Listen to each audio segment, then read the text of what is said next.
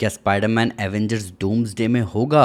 अब हमें क्लियरली पता है कि वो डूम्सडे में होगा कि नहीं, और इसके पीछे जो ज़बरदस्त रीज़न है वो भी हमें पता है। और मेरा यकीन मानो ये रीज़न आपको शॉक कर देगा। अभी हाल ही में एवेंजर्स डूम्सडे का साइनॉप्सिस सामने आया, जहां हमें बताया गया कि 3 अर्थ टकराने वाले हैं और एवेंजर्स को उन्हें रोकना होगा। पर इतना कुछ हो रहा है जहां मल्टीवर्स भी खतरे में है और हमारा स्पाइडरमैन वहां ना हो, ऐसा हो सकता है। अब स्पाइडरमैन कहीं तो होगा, प्लस जो उसकी स्ट्रीट लेवल स्टोरी आने वाली है स्पाइडरमैन ब्रांड न्यू डे में, वो पूरी तरह स्ट्रीट लेवल भी नहीं होगी। तो आइए इसके बारे में डिटेल में बात करें। तो हमारा पहला पॉइंट है कि ये स्ट्रीट लेवल स्टोरी सिर्फ एक मुखौटा है। तो स्पाइडरमैन ब्रांड न्यू डे का सेटअप बहुत ही ज़्यादा सिंपल है, बस थोड़े से मेटामॉर्फिक ट्विक्स के साथ। सरफेस लेवल पर तो ब्रांड न्यू डे एक कैरेक्टर सेंट्रिक मूवी जैसी लगती है, जहां पीटर पार्कर ने अभी अभी अपनी गरीबी की जिंदगी शुरू की है, पर उसकी बॉडी एक मेटामॉर्फिक चेंज के थ्रू जा रही है, जहां उसके पावर्स फ्लक्चुएट हो रहे हैं और चेंज भी हो रहे हैं।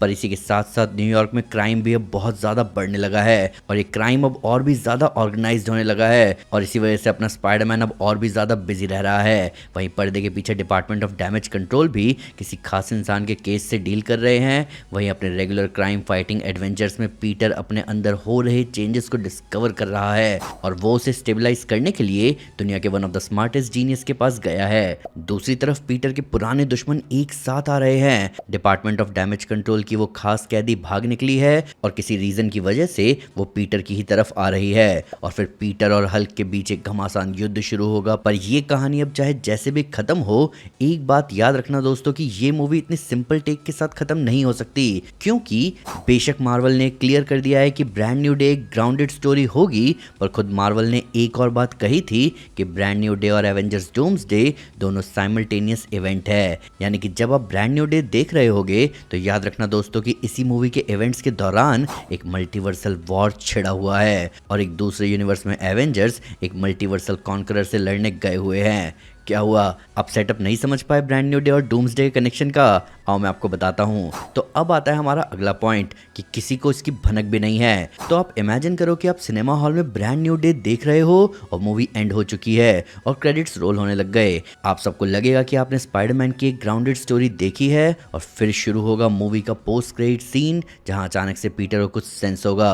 एक इतना इंटेंस स्पाइडर सेंस अलार्म जैसे उसने पहले कभी सेंस नहीं किया था। एक ऐसे इम्पेंडिंग डूम का अलार्म जहां पूरी दुनिया खत्म होने को है। उसके सेंसेस हेवायर जा रहे होंगे और वो समझ नहीं पा रहा होगा कि भाई हो क्या रहा है। और फिर पीटर से मिलने एक शिप आएगी और उसमें से निकलेंगे बेन और जॉनी स्टॉर्म। वो दोनों पीटर को आने वाले खतरे के बारे में बताएंगे, एक ऐसा इवेंट जो कि ना सिर्फ उनके अर्थ को बल्कि उनके पूरे यूनिवर्स को खत्म करने वाला है। और पीटर उनकी बातों से रिलेट भी करेगा, क्योंकि उसके खुद के सेंसेस ऐसे ही एक खतरे का इशारा दे रहे हैं। और फिर बेन और जॉनी उसे बताएंगे कि वो इस यूनिवर्स से नहीं है, और अर्थ के बड़े हीरोज ऑलरेडी इस मल्टीवर्सल डूम से निपटने जा चुके हैं, और बेन और जॉनी अर्थ के बाकी हीरोज को इकट्ठा कर रहे हैं। जिस पे पीटर पूछेगा आखिर ये इम्पेंडिंग डूम है क्या और क्या हो रहा है, और तभी अर्थ का आसमान लाल हो जाएगा और बेन और जॉनी कहेंगे ये है वो खतरा। और फिर हमें न्यूयॉर्क के आसमान में एक दूसरा अर्थ नजर आएगा और पोस्ट क्रेडिट सीन एंड हो जाएगा। तो ये तो था पोस्ट क्रेडिट सीन, पर इसके बाद स्टोरी डूम्सडे में कैसे अनफोल्ड होगी, आओ उसके ऊपर चलते हैं। तो क्योंकि स्पाइडरमैन ब्रांड न्यू डे और एवेंजर्स डूम्सडे एक ही वक्त पर साइड बाय साइड चल रहे होंगे, तो इस दो तरफा नैरेटिव का एक हिस्सा हम ब्रांड न्यू डे में देख चुके होंगे और दूसरा हिस्सा हमें दिखाया जाएगा डूम्सडे में, जहां आप कहानी का फोकस स्पाइडरमैन के कैरेक्टर सेंट्रिक स्टोरी से हट चुका है और नैरेटिव शिफ्ट होगा उस हिस्से में जहां अब इनकर्जन की स्टोरी चलेगी और स्पाइडरमैन का आर्क होल्ड पर डाला जाएगा। अब हम डूम्सडे में देखेंगे कि इनकर्जन शुरू हो चुके हैं। इनकर्जन की खबर लेकर फैंटास्टिक फोर अर्थ पर आ चुके हैं। सारे बड़े हीरोज को इकट्ठा किया जा रहा है, दुनिया भर से और आउटर स्पेस से भी हीरोज आ रहे हैं। पर इसमें रीड रिचर्ड्स ये डिसाइड करेगा कि क्योंकि एक्समैन ऑल इन जाने को रेडी है बैटल ऑफ लेटवेरिया में, क्योंकि उन्हें अपने यूनिवर्स का बदला लेना है, एवेंजर्स और न्यू एवेंजर्स को अर्थ को बचाने के लिए सीधा डॉक्टर डूम पर अटैक करना चाहते हैं। पर फैंटास्टिक फोर को एक नहीं बल्कि 2 यूनिवर्सेस का ध्यान रखना है, इस वजह से वो इतना रैश डिसीजन नहीं ले सकते। अब क्योंकि सू एक बहुत सेलिब्रेटेड फिगर है अर्थ 828 पर, तो उसका रीड के साथ होना बहुत जरूरी है। और यही यहीं पर रीड डिसाइड करेगा कि बस वो और सू बाकी हीरोज को ज्वाइन करेंगे और लेथवेरिया जाएंगे डूम से लड़ने, और बेन और जॉनी यहीं पीछे अर्थ 616 पर रुकेंगे और मेक श्योर करेंगे कि और एलाइज इकट्ठा करें और इस अर्थ के लोगों को बचाने की कोशिश करें। और उसके बाद डूम के साथ जंग में पार्टिसिपेट करने वाले हीरोज की टुकड़ी लेथवेरिया के लिए निकल जाएगी। इधर लेथवेरिया में, जो कि मोस्ट प्रोबेबली अर्थ 828 पर होगा, वहां भयंकर बैटल ऑफ लेथवेरिया शुरू होगा।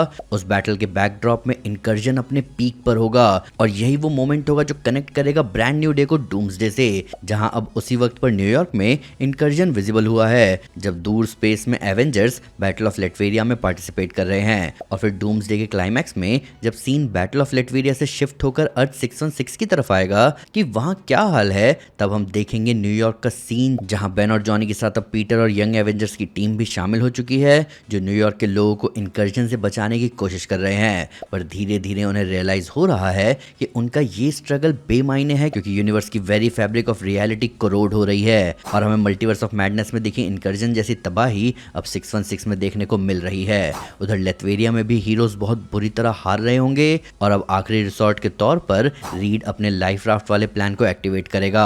वहीं बेन, जो कि फैंटास्टिक फोर का दूसरा सबसे रिलायबल मेंबर है, वो अर्थ 616 पर वही सेम प्रोटोकॉल एक्टिवेट करेगा जिसके तहत 2 लाइफ राफ्ट होंगे, एक जिसमें लेथवेरिया में रीड बचे हुए हीरोज को बिठा लेगा, वहीं दूसरा राफ्ट जो बेन के पास होगा उसमें वो अर्थ वाले हीरोज जैसे कि पीटर, न्यू एवेंजर्स और पीटर क्विल को ले लेगा और फिर मल्टीवर्स के पूरे खात्मे के साथ डूम्सडे एंड हो जाएगी। तो ये है वो पूरा सेटअप मार्वल का, जहां ब्रांड न्यू डे और डूम्सडे को 2 अलग अलग स्टोरी और कंटिन्यूएशन की तरह नहीं बनाया है, बल्कि ये दोनों ही मूवीज एक सिंगल सॉलिड स्टोरी है, जहां बस 2 पॉइंट ऑफ व्यूज में स्टोरी चलेंगी। जहां एक साइड हमें दिखाई जाएगी पीटर की लाइफ, वहीं दूसरी साइड हमें दिखाया जाएगा एवेंजर्स का स्ट्रगल। अब यही वो रीजन है कि डूम्सडे में हमें स्पाइडरमैन नहीं दिखने वाला या फिर बहुत कम वक्त के लिए दिखने वाला है, जैसे कि मूवी के क्लाइमैक्स में, जहां वो और कुछ हीरोज मिलकर अर्थ पर रेस्क्यू मिशन चला रहे होंगे। पर अब अगर आपको लगेगा कि मार्वल ऐसा क्यों करना चाहेगा, अगर पीटर को डूम्सडे में रखना ही नहीं है तो फिर उसी की मूवी को डूम्सडे के नैरेटिव का दूसरा हिस्सा क्यों बनाया गया, तो मेरे दोस्त इसका एक गजब का जवाब है। अब आते हैं हमारे फाइनल पॉइंट पर, द फ्लिप। तो हम अब यहाँ पर आपको एक पीक डिटेलिंग बाय मार्वल बताने वाले हैं। तो आपको हमारी वो वीडियो याद होगी जहां हमने आपको बताया था कि डूम्सडे और सीक्रेट वॉर्स को मार्वल एकदम इन्फिनिटी वॉर और एंड गेम के ब्लूप्रिंट पर बनाने वाली है, और हमारी वो बात कुछ वक्त पहले रूसो ब्रदर्स ने भी कंफर्म कर दी। पर इन्फिनिटी वॉर और एंड गेम के नैरेटिव में आपने कुछ नोटिस किया था स्पाइडरमैन के रोल को लेकर। तो नोटिस करने वाली बात ये थी कि इन्फिनिटी वॉर में स्पाइडरमैन का बहुत बड़ा इन्वॉल्वमेंट था। वो मूवी के फर्स्ट और सेकंड एक्ट में one of the major characters में से एक था और अल्टीमेटली टोनी का मोटिवेशन भी वही बना था टाइम मशीन बनाने के लिए। वहीं एंड गेम में पीटर का आर्क ना के बराबर था, वो बस हमें क्लाइमैक्स में नजर आया था और यही वो क्लू है। तो अगर आप इस पूरे एंगल को एकदम फ्लिप कर दो तो आपको स्पाइडरमैन का रोल पता चल जाएगा डूम्सडे और सीक्रेट वॉर्स में, जहां इस बार डूम्सडे में उसका नैरेटिव इन्वॉल्वमेंट बहुत कम होगा, पर उसका एक बहुत ही मेजर पार्ट हमें सीक्रेट वॉर्स में देखने को मिलेगा। मार्वल बहुत होशियारी से इस फ्लिप को एग्जीक्यूट करना चाहता है, तभी तो इन दोनों इवेंट्स को साइमल्टेनियस रखा गया है। तो ये था स्पाइडरमैन ब्रांड न्यू डे और एवेंजर्स डूम्सडे का कनेक्शन। अभी मुझे इन दोनों मूवी की स्टोरीज के साइमल्टेनियसली चलने से ज्यादा प्रॉब्लमैटिक ये लग रहा है कि एवेंजर्स डूम्सडे और एवेंजर्स सीक्रेट वॉर्स क्या पूरी तरह एवेंजर्स इन्फिनिटी वॉर और एंड गेम जैसे होने वाले हैं। ये थोड़ी सोचने वाली बात जरूर है, पर फिलहाल आप मुझे बताओ कि आपका क्या कहना है इस बारे में। क्या आपको ये कनेक्शन अच्छा लगेगा या आप कुछ और एक्सपेक्ट कर रहे हो? आइए इसके बारे में कमेंट्स में डिटेल में बात करें। वीडियो अच्छी लगे तो लाइक जरूर करें, चैनल को सब्सक्राइब करना ना भूलें, साथ ही साथ एक स्टेप आगे आकर अपने फेवरेट चैनल को सपोर्ट करें मेंबरशिप लेकर।